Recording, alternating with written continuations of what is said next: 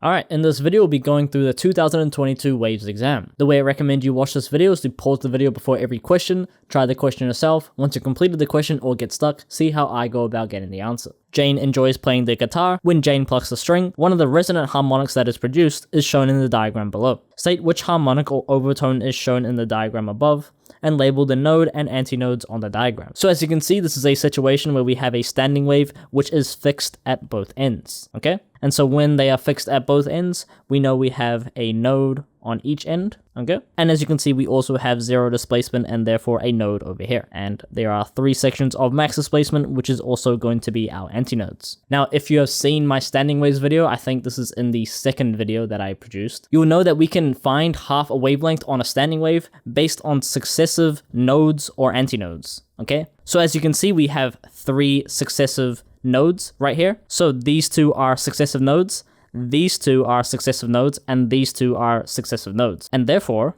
this right here is half a wavelength, this right here is another half wavelength, and this right here is another half wavelength. And so as you can see, we have 3 halves of a wavelength. And as we know, when we have a situation where we have nodes on both ends, our first harmonic, our length is equal to half a wavelength, okay? And so therefore, if in this situation we have 3/2 wavelengths, therefore this is the third harmonic. There we go. Or we can write this as the second overtone as well. Okay. The length of the guitar string is 0.645 meters. The frequency of the harmonic, which is indicated in the diagram above on the guitar string, is 995 Hz. Calculate the speed of sound through the string. So in the previous question, we figured out that our length was equal to 3/2 wavelengths. Okay, and so therefore 2/3 of our length is equal to 1 wavelength. And so therefore plugging in our numbers, 2/3 times by 0.645 is equal to our wavelength. And this gives a wavelength of 0.43 meters. There we go. As we know, the velocity of our wave is equal to the frequency times the wavelength. We are given the frequency and we just found the wavelength. So now plugging in our numbers, 995 times 0.43, this gives a velocity of 427.85 meters per second. There we go. While Jane is playing the note of 995 Hz on her guitar, her friend Miley tunes her guitar by playing the same note as Jane with the same loudness at the same time. They hear beats of 5 Hz. Miley tightens her guitar string so that the sound of wave travels faster in the string, until no beats are heard. State Miley's original frequency. Explain the effect tightening on the string has on the frequency of the note that Miley was producing on her guitar. So as it states right over here, when Miley tightens her guitar string, the tension force will increase, and therefore the velocity of the wave will increase, as it stays over here. And so therefore, as V is equal to F lambda, as our wavelength does not change because the length of the string has not changed, okay? Therefore, as the velocity of the wave has increased, therefore the frequency of the wave must also increase. And so therefore, for beats, we know that our situation is going to be 995 plus or minus 5. And so what we're asking is, how do we know which one is Miley's original frequency? Is it 990 or is it 1000 Hz? Okay, which one is it? Well, from here, we can see that as she tightens her string, the velocity of the wave is going to increase, and therefore the frequency of that wave is going to increase. And it says here that she does that until she hears no beats. And so therefore she must have had a frequency of 990 Hz, okay? So if we think about this, she had a frequency of 999 Hz, and then she increased the tension in the string, therefore increasing the velocity of the wave in the string, and therefore increasing the frequency. And she kept on increasing the frequency until no beats are heard. And we know that no beats are heard when she produces 995 Hz.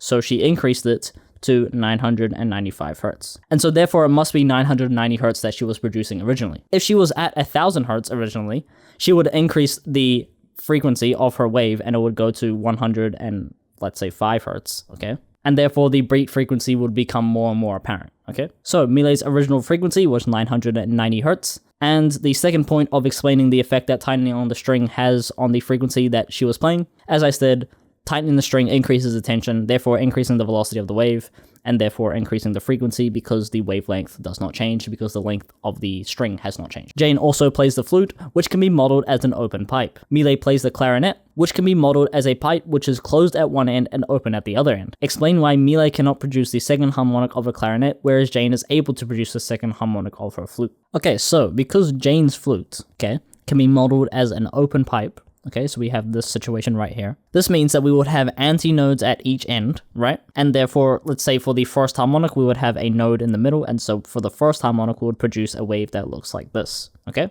And as we can see, the length is equal to 1/2 of the wavelength. Now, like I said in part A, and I also said this in my interference video, I think part 2 again, when we have successive antinodes or successive nodes, those successive antinodes or nodes is equal to 1/2 of a wavelength. So as you can see here, we have 2 successive antinodes, and therefore that is half a wavelength, which we can see over here, okay? So what this means is for the open-ended pipe, we are going to always have successive antinodes. So our next harmonic is going to look something like this, okay? Like so.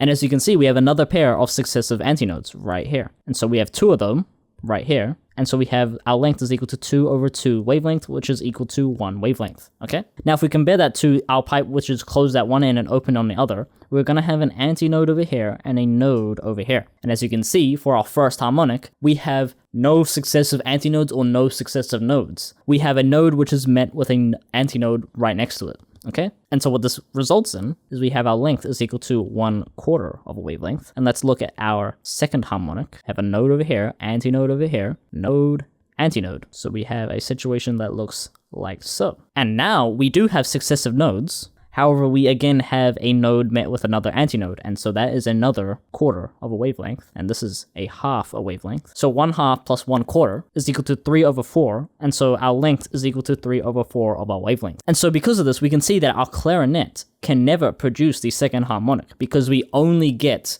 odd multiples of 1/4 wavelengths, okay? And so now putting this into a more structured answer, we can say that the flute can be modeled as an open-ended pipe, and therefore we would have antinodes on both ends. And so therefore the only waves that form standing waves on our flute is ones that have antinodes on both ends. And therefore, as all higher harmonics are multiples of half a wavelength, all harmonics are able to meet our boundary conditions and therefore form a standing wave. And so therefore the second harmonic can be produced. However, for our clarinet, the only waves that will form a standing waves are those that can have a node on one end and an antinode on the other. And so therefore the only waves that can form standing waves are ones that have odd multiples of 1/4 wavelengths. And so therefore, because we can only have odd multiples of our first harmonic, the second harmonic cannot be formed. Vincent is studying interference patterns formed by diffraction gratings. He has a set of diffraction gratings with different slit spacings. Vincent shines red light through the gratings and observes the pattern formed on the screen that is some distance away. Describe the effect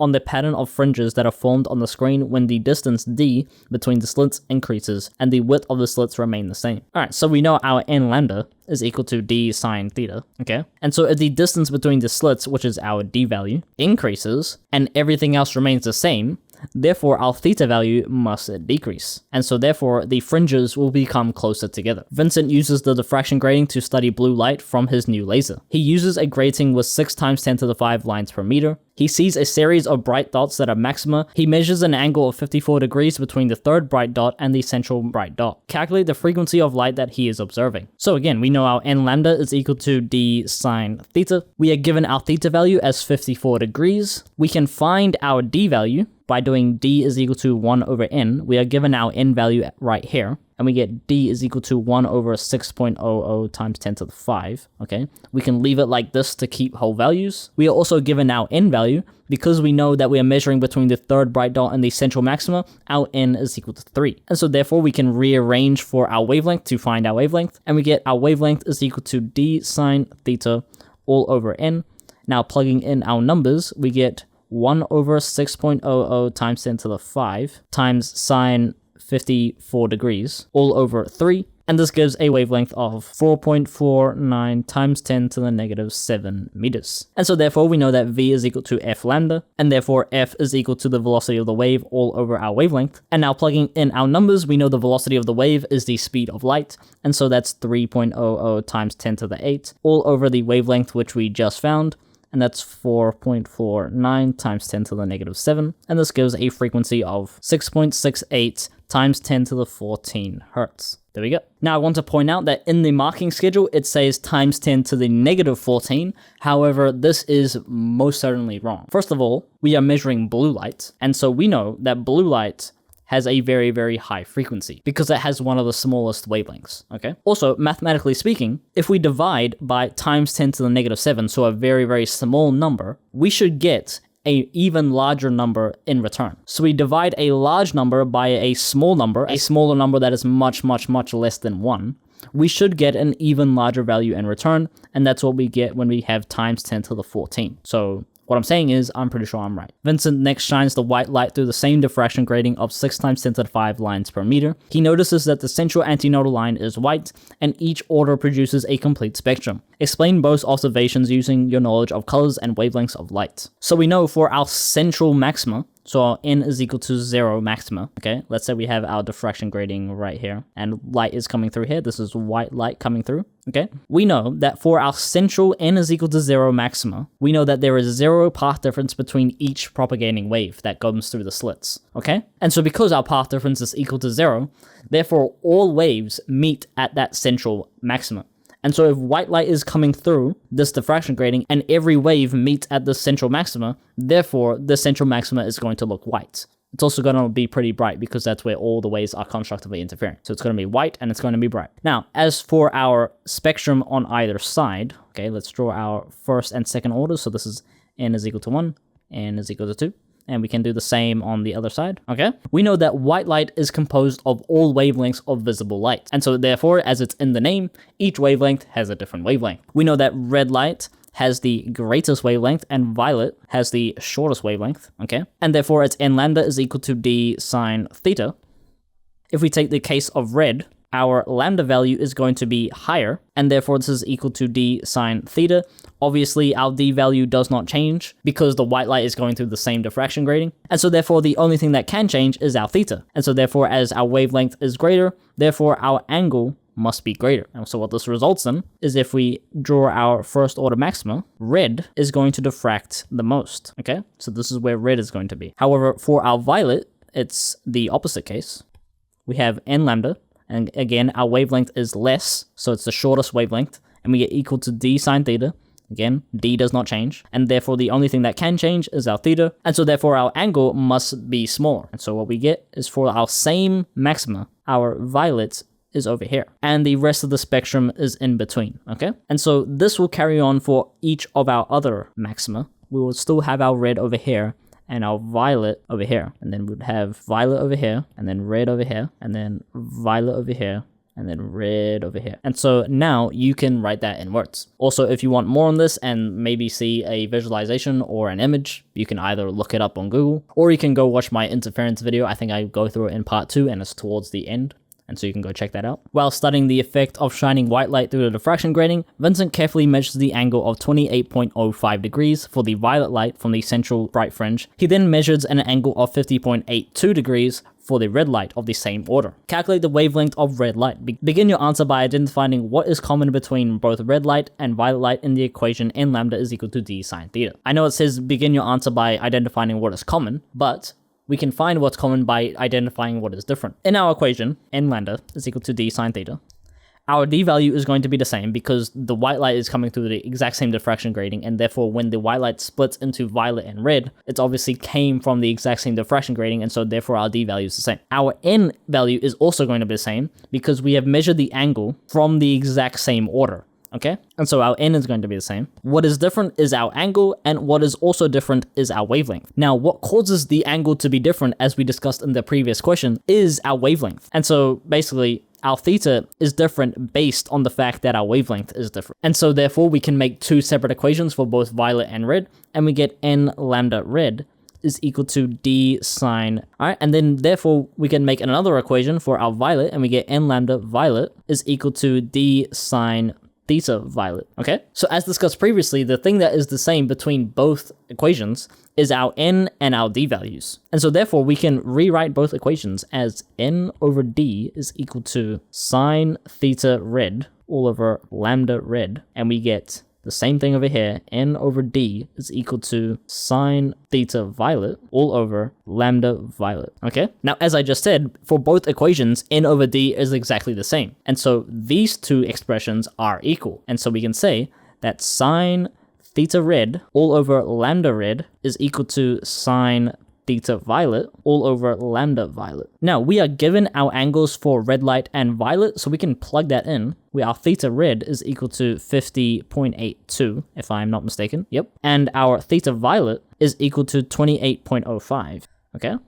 And so therefore, lambda violet all over lambda red is equal to sine 28.05 all over sine 50.82. And now we can rearrange for our lambda red all over sine 28.05 divided by sine 50.82 is equal to lambda red. And now simplifying this expression, sine 28.05 all over sine 50.82 is equal to 0.6066, and therefore lambda violet all over 0.6066 is equal to lambda red. Okay, so now we can just leave this as is. Our next equation that we are given is we are given that our wavelength of red light minus the wavelength of violet is equal to 2.54 times 10 to the negative 7. And therefore, lambda red is equal to 2.54 times 10 to the negative 7 plus lambda violet, okay? So now we have two equations that are equal to lambda red, and so we can make them equal to each other, and we get lambda violet all over 0.6066 is equal to 2.54 times 10 to the negative 7 plus lambda violet. So now we can gather our like terms,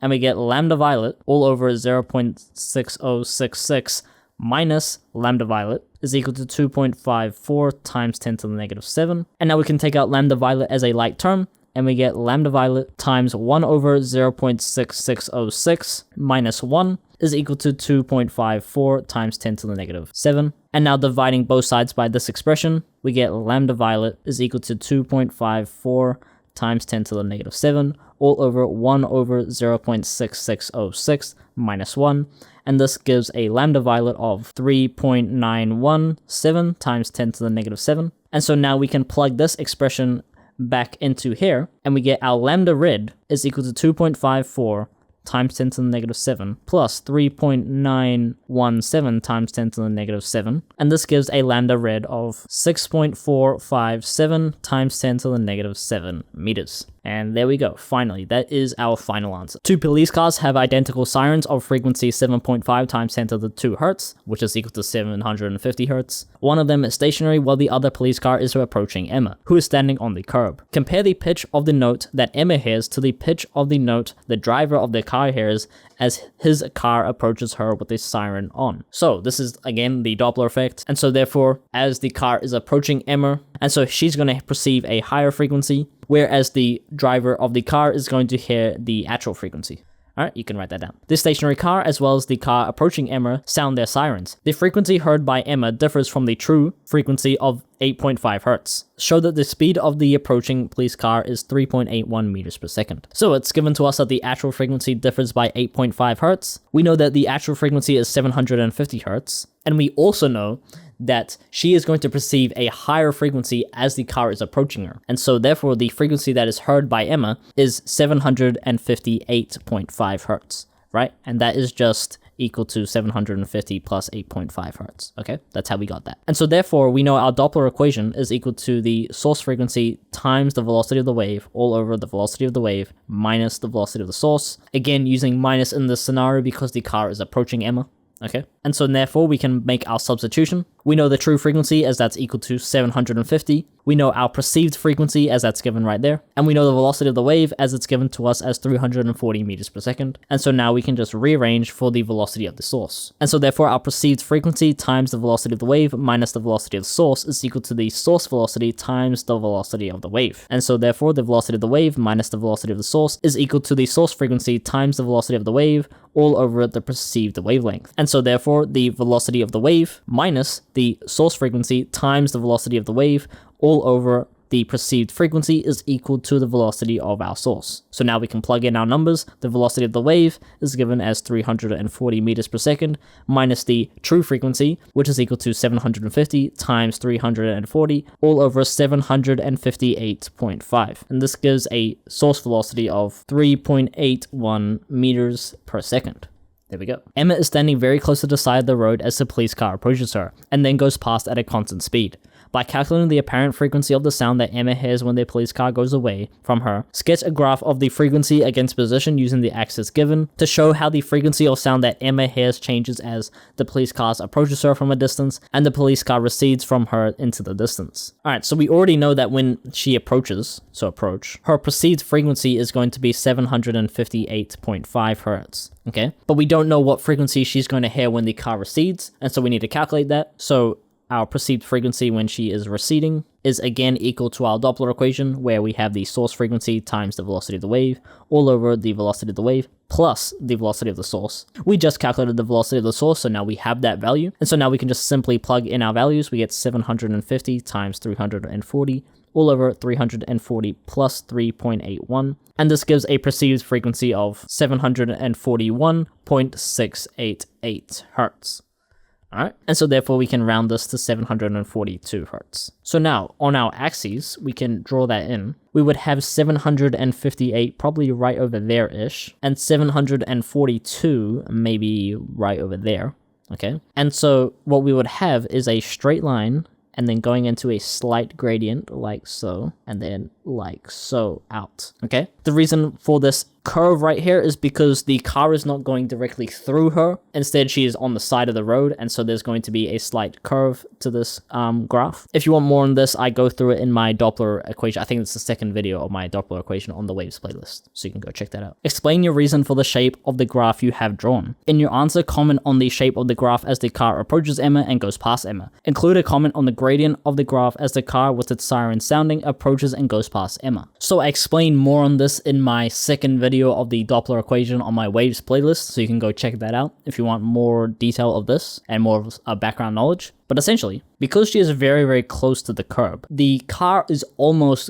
going straight through her, okay? And so she is probably over here, okay? And the car is going in this path right here. And so the car is over here currently. We can draw over here, okay? And it's going to go over here. So when it's over here, almost the entire component of the car's velocity is towards Emma. And so what she's going to hear is a constant Doppler shift, which we have drawn up here. However, as the car goes past Emma, so the car is over here now, its entire velocity component is not in the direction of Emma. Instead, let's say the velocity component is right here, only a component of it is towards Emma and the other component is in the other direction, okay? And so this component is v cos theta. Again, I go through this in my Doppler video, so you can go check that out. It's part 2. And so therefore, if we plug this value into our equation, what this is going to result in is, because this is only a component of the velocity, and therefore when we minus this off the velocity of the wave, this is going to result in a slightly larger denominator because we are minusing off a smaller value, so the number is going to be larger in the bottom. And so our perceived frequency is going to slightly decrease.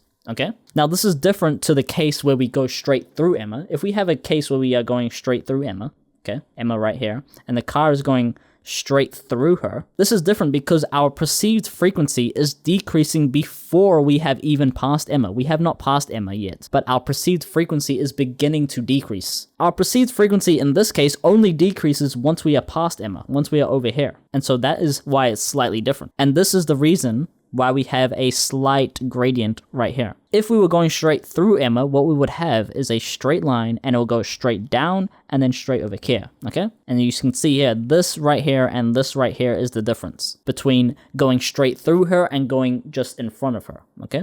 And the same thing happens over here. Once we're over here, there's only a component of the velocity that is directly away from her, okay? And therefore, same thing. In this case, when we're receding away, we'll have a plus, and therefore, because it's only a component of the velocity that's going away, we would only increase the denominator by a slightly smaller amount, and so therefore, this results in this gradient right here, okay? And then once the car is way ahead, basically its entire velocity component is going away from Emma, and then again, we get our horizontal flat line once more. And so you can write that in. And with that, we're done. See ya.